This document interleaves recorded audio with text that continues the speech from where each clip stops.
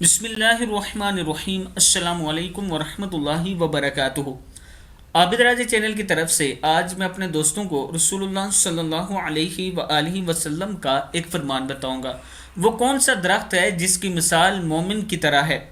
حضرت ابن عمر رضی اللہ تعالیٰ عنہ فرماتے ہیں کہ رسول اللہ صلی اللہ علیہ وآلہ وسلم نے ایک دن اپنے صحابہ کرام سے ارشاد فرمایا، مجھے اس درخت کی خبر دو جس کی مثال مومن کی طرح ہے۔ پس صحابہ کرام نے جنگل کے درختوں کا ذکر کرنا شروع کر دیا۔ حضرت ابن عمر رضی اللہ تعالیٰ عنہ فرماتے ہیں کہ میرے دل میں یہ بات ڈالی گئی کہ وہ کھجور کا درخت ہے، پس میں نے اسے کہنے کا ارادہ کیا، لیکن میں وہاں موجود بڑے لوگوں کی وجہ سے بات کرنے سے ڈر گیا۔ جب وہ سب خاموش ہو گئے تو رسول اللہ صلی اللہ علیہ وآلہ وسلم نے ارشاد فرمایا، وہ کھجور کا درخت ہے۔ صحیح مسلم کی حدیث ہے۔